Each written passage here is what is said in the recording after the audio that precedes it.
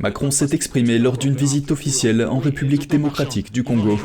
Sur place, l'impression que le Rwanda voisin serait soutenu par la France a attisé les sentiments anti-français. Les régions de l'est du pays sont en proie à une offensive du groupe rebelle M23. Le Congo accuse le Rwanda de soutenir ce groupe. Le Rwanda dément ces accusations. La France s'est jointe aux Nations Unies, au Congo et à d'autres pays qui accusent le Rwanda de soutenir le M23. Cependant, lors de la conférence de presse à Kinshasa, il a été demandé au président Macron de condamner plus fermement le Rwanda. Un processus de paix négocié par les puissances régionales en Angola en novembre n'a pas encore réussi à mettre fin au combat. Mais le président français a déclaré qu'il avait confiance dans ce plan. Ceux qui feront obstacle à ce plan, et on le verra sur le terrain puisque dans le cadre de la médiation, il y a un mécanisme de vérification sous pilotage angolais, qui pourra dire qui respecte, qui ne le respecte pas, avec des observateurs indépendants.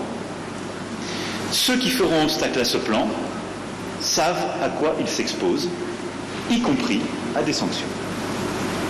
Des signes de tension sont apparus plus tard au cours de la conférence de presse, lorsqu'Emmanuel Macron a semblé suggérer que l'insécurité au Congo depuis 1994 était principalement la faute du pays lui-même.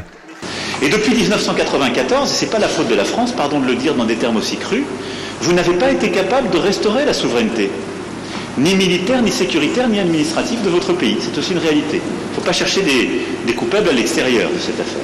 De son côté, le président de la République du Congo estime que la France doit abandonner son attitude paternaliste, car la France-Afrique n'est plus d'actualité. Voilà ce que je voulais apporter comme précision pour dire, ça aussi, ça doit changer dans la manière de coopérer avec la France et l'Europe.